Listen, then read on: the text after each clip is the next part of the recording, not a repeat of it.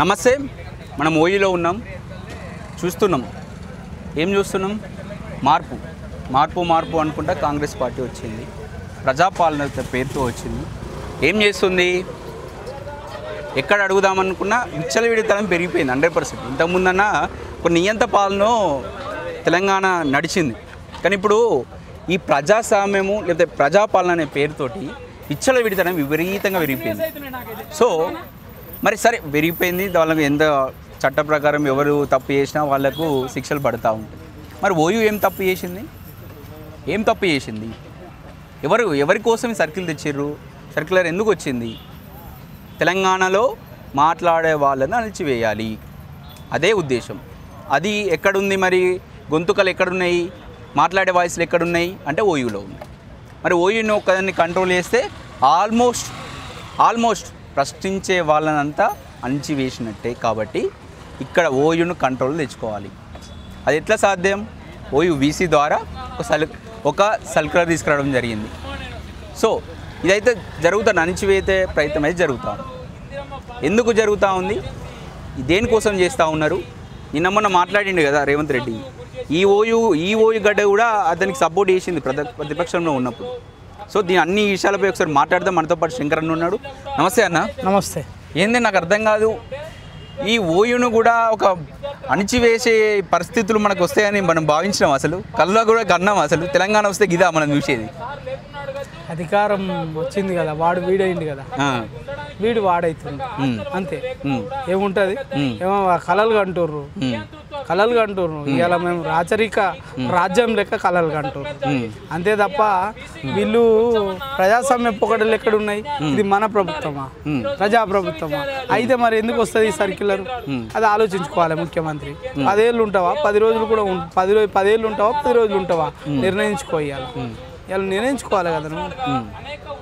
అంటే కేసీఆర్ ఈ విషయంలో ఒకటి అడగొచ్చాను. కేసీఆర్ గతంలో కూడా ఒకసారి మామూలు ఇంటర్వ్యూ డిబేట్లో ఒకసారి మాట్లాడాడు.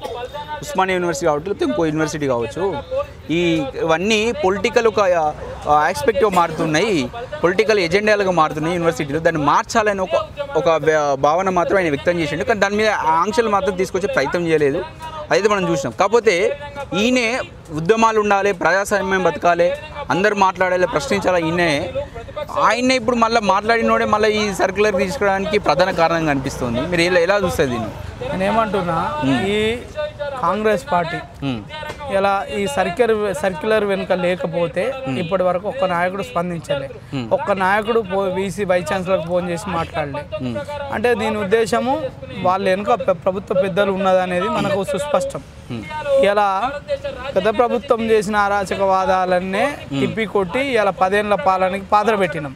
ఇలా నువ్వు 10 ఏళ్ళు ఉంటా అంటున్నావు, పలక మీద రాసుకున్నావో బండ మీద రాసుకున్నావో అర్థమైతే లేదు. కానీ 10 ఏళ్ళు ఉంటాను నువ్వు. కాన్ఫిడెన్స్ ఉండాలి మనిషికి, ఓవర్ కాన్ఫిడెన్స్ ఉండకూడదు మనిషికి.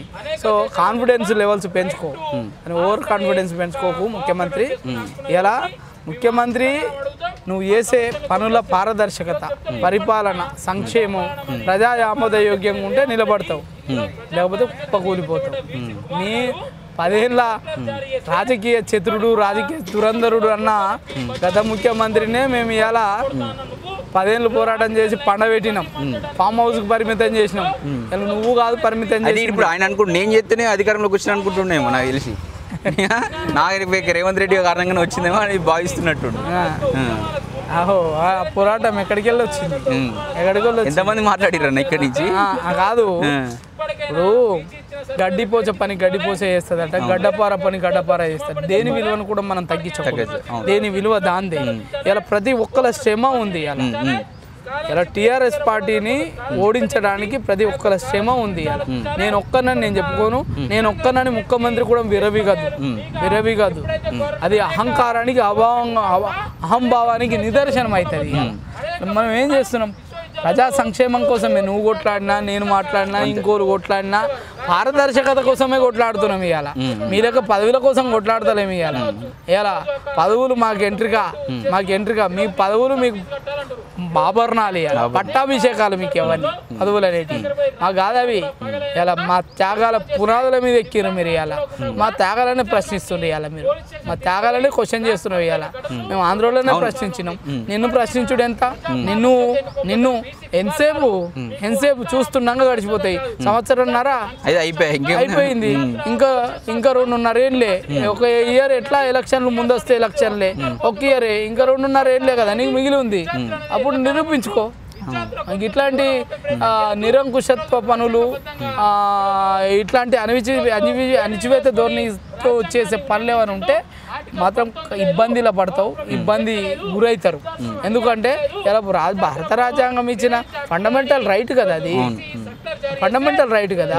నువ్వు ప్రొటెస్ట్ చేయదు ఏమన్నా ఇంకేమైనా చైనాలు ఉన్నాం, చైనాలు ఉన్నాం, లేదా పాకిస్తాన్లు ఉన్నాం, లేకపోతే ఆఫ్ఘనిస్తాన్లు ఉన్నాం. మనం ఏమన్నా ఇదేమన్నా ఆఫ్ఘనిస్తాన్ ఏమన్నా కళలు కంటుర్రా?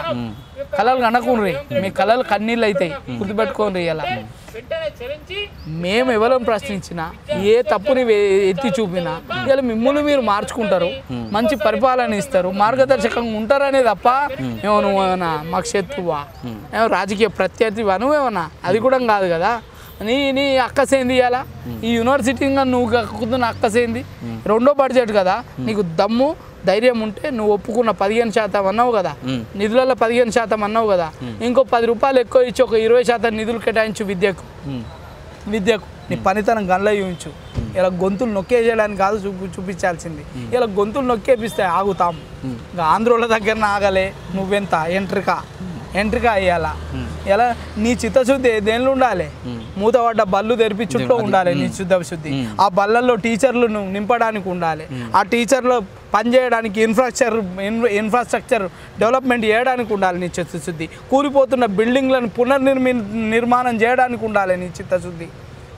యూనివర్సిటీలలో ఫ్యాకల్టీ నింపడానికి, నాన్ టీచింగ్ ఫ్యాకల్టీ నింపడానికి, యూనివర్సిటీకి ఫండ్ కేటాయించడానికి, మౌలిక వసతులు కేటాయించడానికి, ఇవి కదా నీ చిత్తశుద్ధి. నీ పనులు ఈ పనికి మాసిన పనులు ఏందా? పనికిరాని పనులు. మీరు అంటే రాజు లెక్క ఫీల్ అవుతుండేమో, నేను ఎంత చెప్పినట్టే వినాలి అందరని. సినిమా చూసిండే నేనే రాజు నేనే మంత్రి అని. సినిమా చూసినావు ఏమన్నా? సినిమాలు చూడకుండ్రి. సినిమాలు చిత్ర విచిత్రాలు చేస్తాయి. మనం ఏషకాంతలం కాదు. ఇలా సహజమైన జీవితంలో సమాజంలో బతుకుతున్న వాళ్ళం. ఇలా ప్రజలు ఇచ్చిన పోస్టులు ఇవి. ప్రజలు మేము ఫీల్ అవుతున్నాం కదా. మేము ఇక్కడ మాట్లాడే ముందు ఇలా ప్రజలు మాకు ఆ జ్ఞానాన్ని ఇప్పించిండ్రు. ఆ జ్ఞానాన్ని 10 మందికి పంచాలని మాట్లాడుతున్నాం అంతే తప్ప. కానీ ప్రజలు ఇచ్చిన పదవినిది.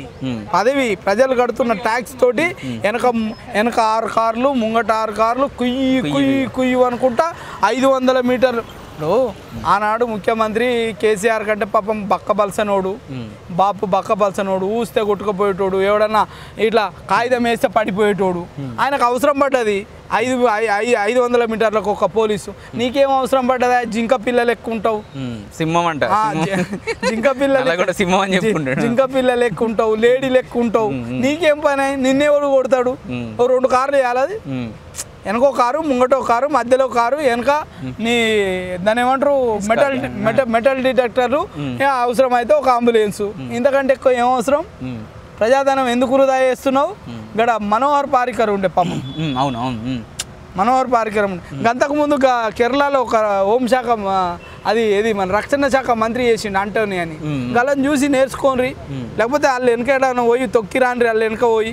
లేకపోతే వాళ్ళు ఏమైనా వాళ్ళతోటి 4 అక్షంత ఆశీర్వాదం తీసుకొని రాండ్రి. జీవితం ఎందుక? పంది బతుకుతుంది 10 ఏళ్ళు, నంది బతుకుతుంది 4 ఏళ్ళు. చాలదా? నంది లెక్క 4 ఏళ్ళు ఇవ్వాలి. ఎందుకయా మీ రాజకీయ నాయకులు? చరిత్రలో మనకంటూ ఒక స్థానం ఉండాలి. దానికోసం ప్రయత్నం చేయండి. అధికారం వస్తుంది, పోస్తుంది, ప్రజలు నిర్ణయిస్తారు. ప్రజల మన్ననలు పొందడానికి ప్రయత్నం చేయరు. కానీ అంటే నాకు ఇక్కడ ఏమర్థమవుతుందంటే, అంటే అర్థం చేసుకుంటూ 10 నెలలుగా చూస్తూ ఉన్నాడు. ఆయన మెదిలో మరి ఏమన్నదో మంత్రులు ఇంట్లో లేరు, ఈ 6 గ్యారెంటీలు అమలు చేయలేడు అని ఒకటి మైండ్లో ఫిక్స్ అయిపోయాడు. ఇక ఏం ఆపాలి? మాట్లాడేటోళ్ళని ఆపాలి. ఆపి అంత మంచిగా ఉండాలని చెప్పేసి క్రియేట్ చేయాలి. ఆ ప్రయత్నంలో భాగంగానే ఇది వచ్చిందని చూడొచ్చా అన్న? ఏమో మరి అట్లనే అనిపిస్తుంది. అటు అంటే ఏది చేయలేదు, అట్లనే అనిపిస్తుంది. ఇప్పుడు విశ్వవిద్యాలయాలను ముట్టుకున్నాడు అంటే తేనె తుట్టని ముట్టుకున్నాడు. ఆయన ఆనాడు గన్నులు పట్టుకొని ఉరికొచ్చినట్టు, మా మీద గన్నులు పట్టుకొని ఉరికొచ్చినట్టు ఉరికొస్తే నడవది. మేము పెన్నులు పట్టుకొని ఉరికొస్తాం. మా దగ్గర పెన్నులు ఉన్నాయి, నీ దగ్గర గన్నులు ఉంటాయి. కాబట్టి నీ గన్నులు నడవయ్యాల. ఒక్క ఉదాహరణ చెప్తాను. బట్టి విక్రమార్క మొన్న సెక్రటరీ పోతే ఒక 200 మంది కాంట్రాక్ట్ వాళ్ళు అక్కడ పోయి అక్కడనే కూర్చుర్రు. మా 20% నాకు కమిషన్ కావాలని అడుగుతున్నాడు. మరి ఇవన్నిటిని ప్రశ్నించాలి కదా జనాలు. ఇక్కడ మంత్రుల స్థాయిలో ఉండి ఉప ముఖ్యమంత్రి ఉండి నువ్వే కమిషన్లు తీసుకుంటే మరి నిన్ను ఎవరు అడ్డుకోవాలి, ఎవరు నిన్ను అడగాలి? మరి ఇలాంటి అణిచివేస్తే సాధ్యమయ్యే పనేనా? అది ప్రజలు కూడా మీరు అందరూ అర్థం చేసుకోవాలి. ప్రజలకు చెప్తున్నాయి ఇలా రాజకీయ నాయకులు మారారు. ఎప్పుడు వాడు వీడవుతాడు, వీడు వాడవుతాడు, వాడు వీనింటి బంధువు అవుతాడు, వీడు వానింటి బంధువు అవుతాడు. విలువలు లేవు, నైతిక విలువలని పూర్తిగా కొరబడింది రాజకీయ నాయకులకి. ఇలా మనం మారాలి. ఇలా నువ్వు చేసిన పనికి కమిషన్లు ఆ రోజు కర్ణాటకలో 10% కమిషన్లని ప్రభుత్వాన్ని ఓడగొట్టిండ్రు. ఇప్పుడు ఇది 20%. ఇప్పుడు 20%. ఈ ప్రభుత్వం కూడా ఉంటుందని మనం చెప్పలేము. 20% కమిషన్లు. ఇలా జయంతి నటరాజన్ అనే ఒక ఇన్ఛార్జ్ కాంగ్రెస్ పార్టీ ఊరికే రాలే. ఆమె ఏదో 10,000 కోట్లు వేనాయి ఇంటికి. ఇంకో 10,000 కోట్లు వేసేస్తే వీడు ఏం చేస్తాడో తెలియదు అనే ఉద్దేశం గురించి చర్చ జరుగుతుందట. పార్టీ ఉంటుందా పీక్తుందా అనే దశలో వాళ్ళు చర్చ చేసుకొని వాళ్ళు అక్కడికి ఆమెను పంపిరు. ఊరికే పంపలేయాలి. 10,000 కోట్లు అట. నేను మాట్లాడతలేదు, ప్రజలు చర్చ చేస్తారు. ప్రభుత్వానికి ఆదాయం పెరగాల, వాళ్ళ కుటుంబ ఆదాయం పెరుగుతుంది. ఆనాడు వాళ్ళకు పెరిగింది, ఈనాడు వీళ్ళకు పెరుగుతుంది. ఏం తేడా లేదు. అందుకే తేడా లేదంటున్నా నేను. వాడు 4 రోజులు పోతే వాడు వీడవుతాడు, వీడు వాడవుతాడు. ఓడు అరెస్ట్ కాడు. అరెస్ట్ అయినా 2 రోజులు అట్లా ఆట విడుపుగా ఒక 2 రోజులు జైలు ఉంటాడు. 3వ రోజు వచ్చి మళ్ళీ మిలాకెత్తేస్తారు. చూస్తున్నాం కదా రాజకీయాలల్లో. కాబట్టి ఇప్పుడు ప్రశ్న ఒకటే ఉత్పన్నమవుతుంది. మరి నెక్స్ట్ జనరేషన్ నాయకులను ఎక్కడ తయారు కావాలి? ఎక్కడిది తయారు చేసేది ఎక్కడిది? కాలు చాపిరు కొంతమంది పదవులు అడుగుతుండ్రు. నేను ఇదే కాంగ్రెస్ పార్టీలో అడుగుతున్నా. నేనేమంటున్నా, ఇప్పుడు ఒక ఉద్యోగికి ఏజ్ లిమిట్ ఉంటుంది, ఒక నిరుద్యోగికి ఏజ్ లిమిట్ ఉంటుంది ఉద్యోగం పొందడానికి. రాజకీయ నాయకులకు ఎందుకు ఉండదు? ఎందుకు ఉండదు? ఒక ఉద్యోగికి చదువు ఉంటుంది, గింత చదువుకోవాలి, ఈ ఉద్యోగానికి గింత చదువుకోవాలి. మరి రాజకీయ నాయకులకు ఎందుకు చదువు ఉండదు? అంటే ఆనాటి అంగూటీలం ఇప్పటికి కూడా అంగూటీలమేనా? మీకు ఇచ్చేది గెజిటెడ్ పెన్ను కదా. ఎందుకు మార్పు రాకూడదు రాజకీయాలలో? ఎందుకు ఆ రకమైన చట్టాలు చేయరు? 11 మంది 12 మంది టీఆర్ఎస్ నుంచి కాంగ్రెస్లోకి వేయరు. అవిశ్వాస తీర్మానం పెట్టి వాళ్ళ మీద ఏదో నిర్ణయం తీసుకోరు అని పార్టీ వాళ్ళు అడుగుతుండ్రు. ఇలా దున్నపోతు మీద వాన కొట్టినట్టున్నాడు ఇలా స్పీకరు. దున్నపోతు మీద వాననే 2 నిమిషాలలో డిసిషన్ తీసుకోవచ్చు కదా. నీకు దమ్ము ధైర్యం ఉంటే మీ పార్టీకి దమ్ము ధైర్యం ఉంటే ఇలా ప్రజాక్షేత్రంలోకి మళ్ళీ ఎలక్షన్లకు వచ్చి ఓట్లు అడిగియాల. వాళ్ళు గెలుస్తారా ఓడతారా? అప్పుడు నీ కాలిబర్ కలేజా కనిపిస్తుంది. ఇవాళ బాగా అనిపిస్తలేదు ఇండ్లు. అరే నాయన, ఎందుకోసం కొట్లాడినాం? 10 సంవత్సరాలు ఎందుకోసం జైల్లో పోయినాం? ఎందుకోసం ఈ పరిస్థితి తెచ్చుకున్నాం అని ఓసారి బాధ అనిపిస్తుంది. 3 జనరేషన్స్ నాశనమైనాయి. వీళ్ళ రాజకీయ నాయకుల రాచరిక క్రీడకు 3 జనరేషన్స్ నష్టపోయినాయి. ఇవాళ 3 జనరేషన్స్. అందులో నేను ఒకరిని. చచ్చిపోయిండు ఇలా. అందుకే మా పునాదుల మీద, మా సమాధుల మీద వాళ్ళ సావులు చేస్తుండ్రు, వాళ్ళ సావులు గడుపుకుంటుర్రు. ఇలా ఏమడిగినాం మేమన్నా? అరే పండ్ల బండిలోని బతుకు మారలే, ఇలా కూరగాయలోని బండిని బతుకు మారలే, ఇలా చెప్పులు కుట్టేటోని బతుకు మారలే, ఇలా కిల్లి కుట్టేని బతుకు మారలే, ఇలా కూలి వేసుకునే బతుకు మారలే, ఇలా తాపీ మేస్త్రి బతుకు మారలే. ఎవరిది మారిందే అంటే రాజకీయ నాయకులు మారింది. కాకపోతే వాడుకొని ఉస్మానియా యూనివర్సిటీని వాడుకొని గద్దెనెక్కిన వాళ్ళు దీన్ని అణిచివేసి ఏదో అంటారు చూడు, అన్నం పెడితే రీసెంట్ రమ్మని ఏదో అంటారు చూడు, ఇల్లంతా నాదన్నట్టు ఆ ధోరణిలో మంచిగా నమ్మిరు. ఇస్సంతా నాదంటే ఇల్లంతా, ఇస్సంట రమ్మంటే ఇల్లంతా నాదంటే ఓరయ్యో. ఈ పాటలు పాడుకున్నాం. ఇక వీళ్ళ మీద కూడా పాడాల్సి వస్తుంది. కాకపోతే బాధాకరం ఏమైందంటే ప్రతి ఓడిని వీడిని కాదని వాడిని కాదని వీడు నియామకాలు చేసుకుంటూ వస్తుంటే, మార్పు చేసుకుంటూ వస్తుంటే అందరు అదే తీరు ఉన్నారు. అందుకని ప్రజలు మారాలంటున్నారు. ప్రభుత్వాలు మారుడు కాదు, ప్రజలు మారాలి. పారదర్శకమైన పాలన రావాలంటే నీ దగ్గర ఉన్నోడు, నీ చుట్టుముట్టున్నోడు ఇలా నాయకుడు కావాలి. వాని పరితరంగా ఏ పార్టీ వాడు కాదు, ఏ పార్టీ వాడో చూడు అని ఆ పెద్ద మనిషి చెప్పిండు కదా, దాన్ని నిలబెట్టాలి. ఇలా గజ్జేయాలి. కానీ ఇవన్నీ వేస్ట్. ఇక మీరు ఏదో మనం గతి లేక జ్ఞానాన్ని ఇచ్చింది కదా యూనివర్సిటీ, పైసలు డబ్బులతో చదువుకున్నాం కదా అని మాట్లాడుతున్నాం. 4 రోజులతో అయిన తర్వాత వీళ్ళు కూడా ఎవరు మాట్లాడరు. మా జూనియర్లు ఎవరు మా వారసత్వాన్ని తీసుకోవడానికి రెడీ లేరు. ఎందుకు అంటే జీవితాలే సాక్రిఫై చేయాల్సి వస్తుంది అనే ఉద్దేశం కొద్దీ ఎవరు మాట్లాడడానికి ఎవరు ఉద్యమాలు చేయడానికి ముందుకు రావటంలే, ఆ స్ఫూర్తి రావటంలే. ఏముంటుంది ఇక మీరు పేదోడుగానే చచ్చిపోతాడు, ఉన్నోడుగానే మిగిలిపోతాడు. ఇదే జరుగుతుంది తప్ప ఇంకొకటి ఏం జరగదు. కాబట్టి ప్రజలు మీరు మారండి, మంచి సమాజానికి, మంచి మానవత్వానికి, మనిషి మనుగడకు మీరు పునాదులు బాటలేయండి. ఇలా మన తల్లిదండ్రులు ఏదో మంచిని మిగిలిపోతేనో, మన తల్లిదండ్రులు ఏదో మన కోసం ఏదో మిగిలిస్తేనో ఇవాళ మనకు అవకాశాలు ఉన్నాయి. మనకి ఇంతో కొంత మిగిలి ఉంది. వాళ్ళు మిగిల్చకపోతే వాళ్ళే అవకాశవాదం చేసి ఉంటారు. కాబట్టి మార్చుదాం, రాజకీయ నాయకులని మార్చుదాం. ఇలా నిస్వార్థపరుల కోటేద్దాం. 10 మంది ఉండని, పోటీలో 10 మంది ఉండని, అలాగే ఎతుకుదాం మంచోని. నీ ఇంటి పక్కోడు ఉంటే నీకు అందుబాటులో ఉంటాడు, నీ గురించి తెలిసినవాడైతే నీకు అందుబాటులో ఉంటాడు. కానీ వాడి రంగు తెలియదు, రూపు తెలియదు, వాని ఆస్తి తెలియదు, అంతస్తు తెలియదు, మనకేం తెలియదు. మన కోసం ఎట్లా పనిచేస్తాడు?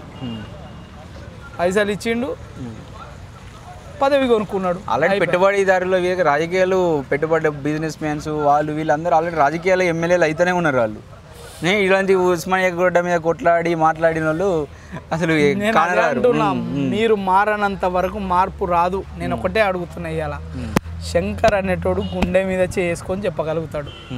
ఏ అవినీతి చేయలే, ఎవరిని మోసం చేయలే, ఎవరిని ఇబ్బంది పెట్టలే, ఎవరిని క్షోభ నాకు అవసరం లేదని ఎన్ని రోజులు బతికిండు. మీరు ఒక్కడన్నా గుండె మీద చేసుకొని చెప్పుకోండి, మీ మార్పు వచ్చినట్టే. మీ గుండె మీద చేసుకొని నేను నీతిగా నిస్వార్థంగా నీకు ఖచ్చితంగా ఉన్నా అని చెప్పుకోండి, సమాజానికి చెప్పుకోండి. మార్పు అదే వస్తుంది, రాదు అని కాదు.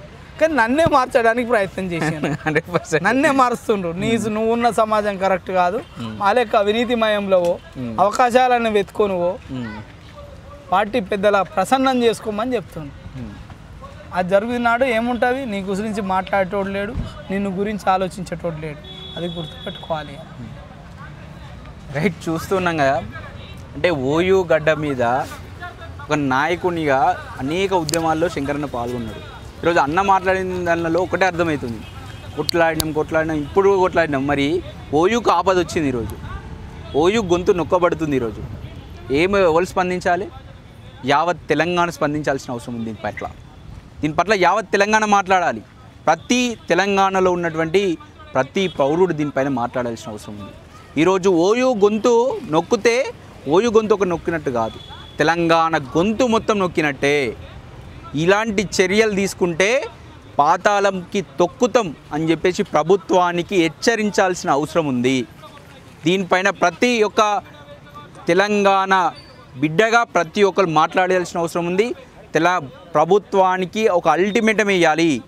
బిడ్డ మా గురించి మాట్లాడిన జోలికి వస్తే వదిలిపెట్టము, మీ ప్రభుత్వాన్ని దించుతాం అనేది ఒక వార్నింగు తెలంగాణ ప్రజలు ఇవ్వాలి. అలాగా దిశగా నడవాల్సిన అవసరం ఉంది. ఓకే, చూద్దాం ఇంకా ఏం జరుగుతుంది. మరి వెనక తీసుకుంటారా, తీసుకోరా, లేదా అట్నే ఉంటుందా, ఇట్నే తొక్కేసే ప్రయత్నమే జరుగుతుందా చూడాల్సింది. కెమెరామెన్ వెంకటేష్తో అక్షిత్, హైదరాబాద్.